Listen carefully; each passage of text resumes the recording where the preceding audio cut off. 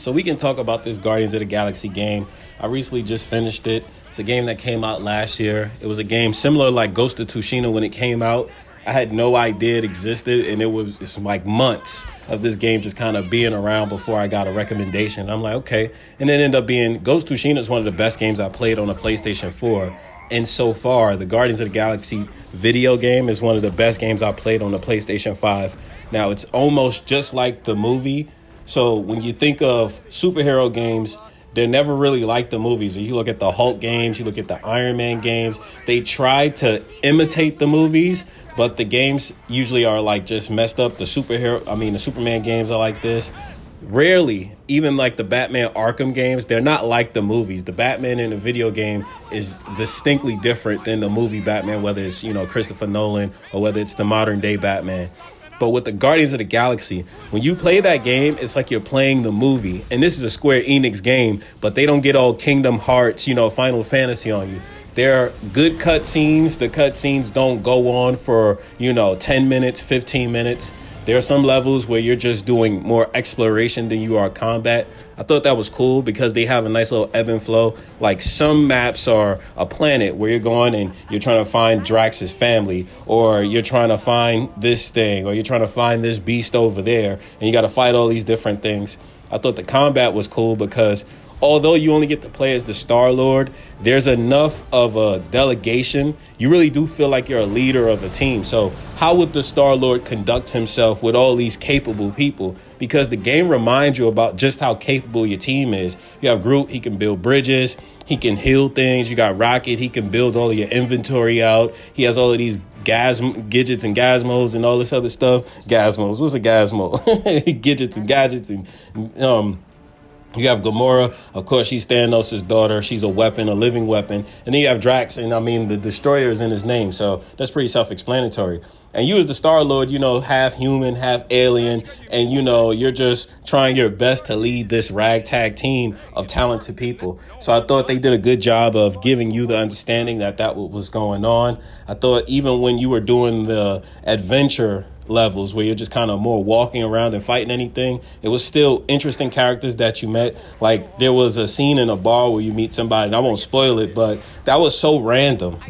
The events that it turns, you thinking that it's going to go one way and then it goes completely different. They do have some choice options in this game. So for example, you can choose to bring a llama on aboard your ship or not.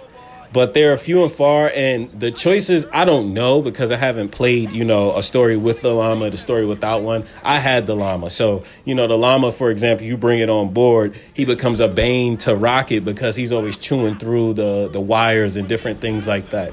So I thought that was cool. Some choice elements. I thought the flow of the game, it's always moving you forward. The chapters roll into each other very much like Uncharted, like God of War.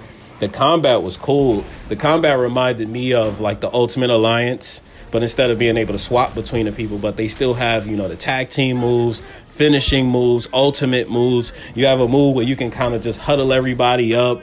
And if you do it right, you'll get all types of boosts for a duration. So the Guardians of the Galaxy game was a cool game. And again, it's a game that would have flown completely under the radar for somebody like me because I don't really follow games. I'm trying to get back into it. I got this channel now, so of course I got to at least play the games.